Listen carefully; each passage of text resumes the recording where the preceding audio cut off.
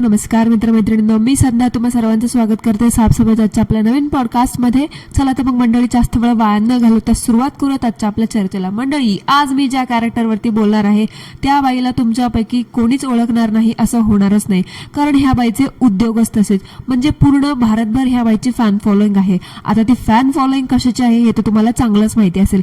ह्या बाईवरती याआधी पण मी एक पॉडकास्ट बनवलं होतं, पण हिचा उच्छाद काही कमी होता होईना, म्हणून माझ्या मंडळींच्या रिक्वेस्टमुळे आज मी ह्या महाराष्ट्राच्या लाईट सोफिया अन्सारीवरती बोलायचं ठरवलेलं आहे.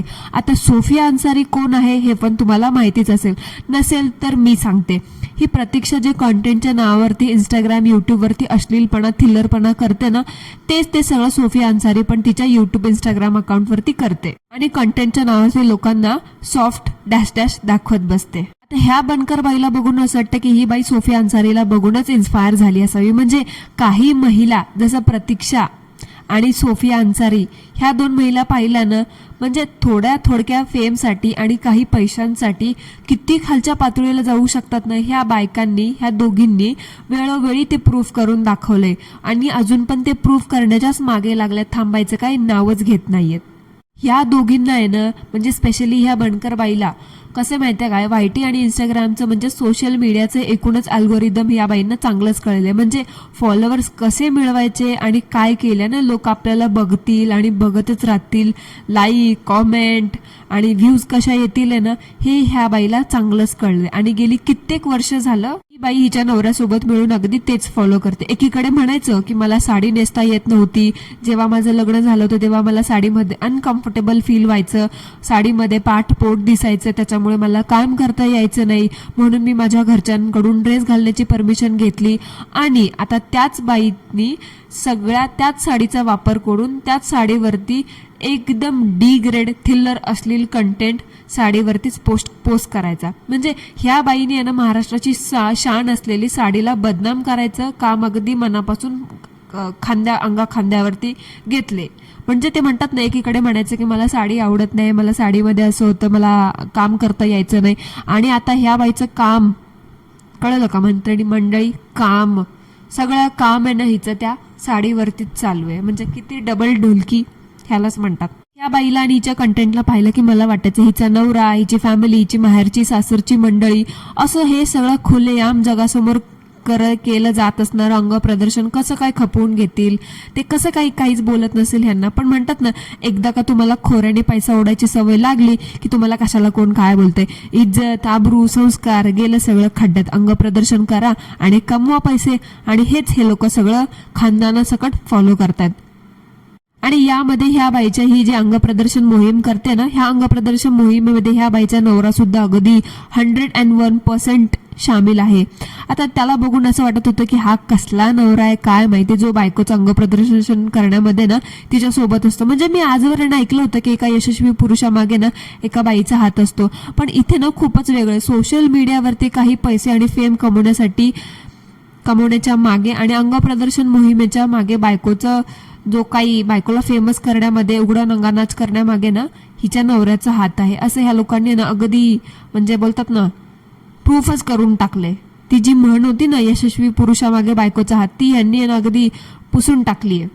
तिच्या नवऱ्याचं काय झालंय ना मंडळी, मी सांगते तुम्हाला. ते म्हणतात ना, दे रे हरी पलंगावरी, तसं काहीच ह्याचं झालंय. काही काम धंदा करायचं नको, सगळे शॉक ऐश मौज मजा पूर्ण होतीये ना, तर काय फरक पडतो. बायकोला अंग प्रदर्शन करू दे ना, अजून तिकडे नंगानाच करू दे, आपल्याला पैसा मिळतोय ना बास, बाकी सगळं गेलं तेल लावत. कुठून कुठून येतात असे लोक पृथ्वी तलावरती ना, काय माहिती. अश्लील लोकांना ह्याच्यासारखे देव कुणालाच देऊ नको, आणि नवरा बायको म्हणून स्पेशली तर नकोच नको. ह्यावरून मंडळी म्हणते, रीलवरती थुकरट नाचणाऱ्या पोरा मुलींसोबत लग्न करू नका. आयुष्याची ही अशी वाट लागते, सगळा बाजार बसवला जातो, ते पण चव्हाट्यावरती. मग तुम्हाला तिथे काहीच करतो, तुमची इच्छा असो नाही तर नसो, पैसे एकदा तुम्ही कमवायला लागलात आणि फेम तुम्हाला एकदा मिळायला लागलं ना, तुम्ही कुठल्याही थराला जाऊ शकता. आणि हेच ह्या लोकांचं झालंय, स्पेशली हिच्या नवऱ्याचं. आता बोलूयात ह्या बाईच्या व्लॉगिंग बद्दल. तर ही बाई व्लॉगिंगच्या नावावरती फक्त हिचा मागचा आणि पुढचा भागच दाखवत असते. आता मागचा पुढचा भाग काय म्हणजे तुम्हाला कळलं असेल, नाहीतर किचनमध्ये जाते आणि भांडी कशी घासते ना हे दाखवते. अगं बाई, तुला ते नंगानाच जमतो ना, तू तेच कर, ही भांडी बिंडी कशाला धुवत बसतेस, अजून जरा नाचून 4 पैसे कमव आणि लाव एक बाई भांडे घासायला. आणि ही बाई भांडे घासते ना तेव्हा असं पण नाही की भांडे घासताना स्टँड वगैरे लावून घासते वगैरे नाही. हिची धुनी भांडीचा व्लॉग आहे ना, तुम्ही बघा, कधी स्वतःहून बघितला असेल ना हिच्या धुनी भांडीच्या व्लॉगमध्ये. तो स्वतःला शाहरुख खान समजणारा हिचा नालायक नवरा तो स्वतः रेकॉर्ड करत असतो. त्याला बरोबर माहिती कुठे झूम करायचं, कुठे झूम आउट करायचं आणि कुठला पृष्ठभाग कधी दाखवायचा हे याला बरोबर कळतं. कारण असा कॅमेरा तर आजवर कुठला मला तर माहित नाही आणि आला पण नसावा की जो स्वतःहून एखादी स्त्री, एखादी लेडी भांडे घासत असेल ना, तो स्वतःहून तिच्या पृष्ठभागावरती, तिच्या नितंबावरती असं झूम इन झूम आउट करत असेल.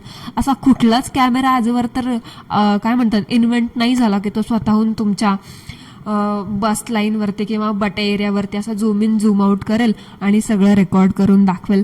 म्हणजे किती किती नीच लोक आहेत ना, म्हणजे मला ना खरंच कमाल वाटते ह्या लोकांची. ह्या बाईने आणि हिच्या नवऱ्याने भारतातील आहे ना ह्यांना बघणाऱ्या जनतेला ना एक सॉफ्ट व्हर्जन अवेलेबल करून दिलाय. असं म्हणायला ना मला काहीच लाज वाटत नाही. ह्यांना करायला लाज वाटत नाही तर बोलायला कसली लाज. अरे निर्लज्ज लोकांना जरा लाजा धारा लाजा. दुसऱ्याचं नाही, निदान स्वतःच्या पोटी असलेल्या एका मुलाचा तरी जरा विचार करा. काय परिणाम होत असतील तुमच्या ह्या सगळ्या थिल्लरपणाचा, ह्या असल्या अश्लीलपणाचा त्या मुलाच्या मनावरती. तो मुलगा शाळेत जात असेल, त्याच्याकडे तुमच्या ह्या असल्या नंगानाचमुळे लोकांचा बघण्याचा नजरिया काय असेल. जरा एक आई बाप म्हणून स्वतः तुम्हाला तुमच्या नवरा बायकोला जरा कधी विचार, काय भान येत नाही काय असल्या सगळ्या गोष्टींचं. किती ते मुलगा, किती ते बाळ ट्रॉमाटाईज होत असेल ह्या सगळ्या असलं तुमचं थुकरट वागणं बघून.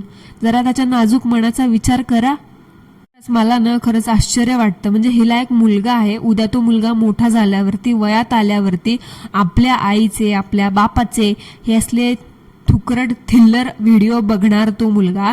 त्याच्या शाळेमध्ये, त्याच्या कॉलेजमध्ये, त्याच्या ऑफिसमध्ये, तो जिकडे जाईल तिकडे त्याचे मित्र, त्याचे क्लासमेट्स, त्याचे कॉलिग्स, त्याचे शेजारी, त्याचे चड्डी बड्डी मित्र वगैरे असतील ते सगळे त्याला बोलतील, अरे तुझी आई तर अशी होती, तुझा बाप तर असा होता, तुझे तेल तर असे करत होते पैसे कमवण्यासाठी तुम्ही ते. म्हणजे काय काय लोक बोलू शकतील याची कल्पना सुद्धा मला तर करवत नाही. त्या मुलाच्या मनावरती काय परिणाम होईल. एक आई असून सुद्धा ह्या बाईला ह्या सगळ्या गोष्टीचा विचार येत नाही. म्हणजे प्रसिद्धीसाठी नागवे झाले ते लोक लिटरली. अरे कुठे चाललंय जरा बघा, स्वतःच्या मुलाच्या भावनांचा तरी विचार करा. हे सगळं राहू द्या बाजूला त्या मुलाचं. मला सांगा, हिचा जो नवरा आहे ना, तो स्वतःला खूप शाहरुख खान समजतो. त्याचे मित्र, त्याचे रिलेटिव्ह, त्याचे शेजारी काय विचार करत असेल ह्याच्याकडे बघून आणि स्पेशली ह्याच्या बायकोकडे बघून. म्हणजे आता काय म्हणणार हे तर तुम्हा सगळ्यांना माहितीच असेल. ते म्हणतात ना, प्रोफेशन कोणतंही असो पण एक लिमिट, प्रत्येक गोष्टीवरती लिमिटेशन असायलाच हवं. पण ह्या लोकांना ना लिमिटमध्ये कुठली गोष्ट करता येतच नसती. कारण करता येत असती लिमिटमध्ये तर आता ही अशी नागवं व्हायची वेळ आली नसती ना यांच्यावरती. आणि आता मंडळी स्पेशली 2 शब्द हिच्या नवऱ्यासाठी. मला नाही हिच्या नवऱ्याचं ना काही विशेष, म्हणजे एक म्हणतात ना नवल वाटतं. म्हणजे त्याच्या बायकोच्या विशेष अवयवावरतून असं कॅमेरा फिरवणं, ते पण व्ह्यूजसाठी. म्हणजे कमाल आहे ना. म्हणजे अजबच आहेत हे लोक. म्हणजे मायला ते म्हणतात ना, माणसाने एवढं पण ओपन माइंडेड असू नये. ते म्हणतात ना, म्हणजे हा माणूस एवढा ओपन माइंडेड आहे मला हे अपेक्षितच नव्हतं. म्हणजे पैशासाठी एवढं ओपन माइंडेड असलेला माणूस आता पुढे अजून भरपूर ठिकाणी ओपन होऊ शकतो. काय सांगता येत नाही, काय बोलायचं आता. ह्या बाईमध्ये ना अजून एक टॅलेंट आहे. म्हणजे हिच्या नावावर टॅलेंट तर आहेच, पण अंग प्रदर्शनाशिवाय ह्या बाईकडे अजून पण एक टॅलेंट आहे. आता तुम्ही म्हणाल असला कुठला टॅलेंट आम्हाला माहित नाही, तर मंडळी तुम्हाला माहिती आहे. तो टॅलेंट म्हणजे हिंदी बोलण्याचा टॅलेंट. हिंदीचा ह सुद्धा येत नाही, पण हिंदी बोलण्याची खूप खाज आहे हिला. म्हणजे ते म्हणतात ना, आता ते मला म्हण नाही आठवत आहे, मला आठवली की मी सांगते तुम्हाला. तुम्ही हिच्या कधी रील्समध्ये किंवा हिच्या सोशल मीडियावरती हिने पोस्ट केलेले स्पेशली हिचे लव्ह स्टोरीचे 7-8 पार्ट, थुकरट लव्ह स्टोरी, छपरी लव्ह स्टोरी, जी सगळ्या रील बनवणाऱ्या, अश्लील कॉन्टेंट बनवणाऱ्या रील स्टार्सची असते, तशीच ह्या लोकांची पण आहे. 7-8 पार्टमध्ये ती लव्ह स्टोरी बनवली, भडक तसला साडी नेसून फालतू मेकअप करून बसले लव्ह स्टोरी शेअर करायला. आणि त्यामध्ये हिचा हिंदीचा संवाद, आणि ते हिंदी बघून तर देवाला असं म्हणावं लागलं, देवा मला वाचव असली हिंदी, असं वाटलं मला. म्हणजे हिच्या हिंदीला आहे ना माझी 21 तोफांची सलामी. बाई आत्ता हिंदी बोललीस, परत काय बोलू नकोस.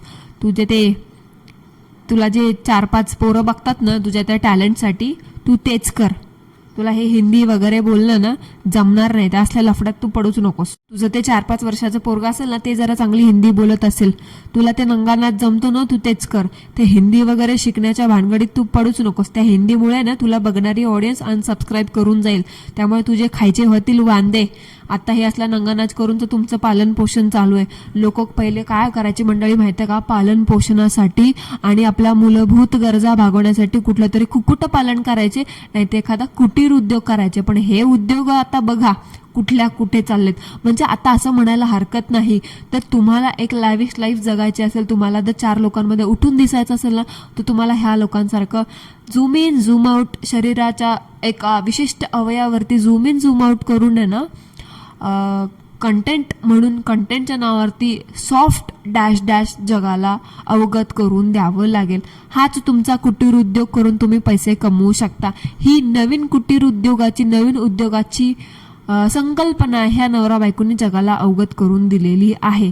चिपड लोक एक नंबरचे, जरा सुधरा. हलकट कुठून कुठून येतात काय माहिती, बदनाम करायला लागली तुमच्यासारखे लोक. साडी लाडी महाराष्ट्राला लाजा वाटू द्या जरा, लाजा. आले मोठे शहाणे कंटेंट क्रिएशनच्या नावावरती लोकांना थिल्लरपणा दाखवतात. शी, मला तर काय कळतच नाही बाबा. मी ह्या बाईला कसं बघितलं ना, म्हणजे माझी मलाच लाज वाटत होती हिला बघताना. अरे काय चाललंय, हिला बघताना माझ्या घरात कोणी बघितलं तर ते लोक काय म्हणतील मला, तू कोणाला बघतेस असं. म्हणजे असं दडपण येतं ह्या बाईला बघताना, एक बाई असून. तर विचार करा किती कठीण आहे ते. आणि तुम्हाला एवढीच मस्ती आहे ना, तर ते ओनली फॅन्स आहे ना, यू कॅन ट्राय देअर. म्हणजे अजून जास्त मज्जाच मज्जा, पैसे मिळतील हो.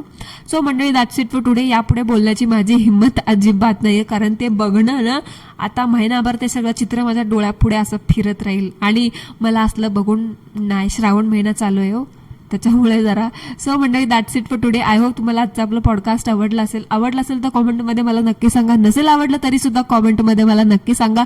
भेटूया लवकरच एका नवीन नमुन्यासोबत, एका नवीन चर्चेसोबत. तोपर्यंत ॲज ऑलवेज सर्वांनी काय करायचं ते करा. Thank you so much. धन्यवाद.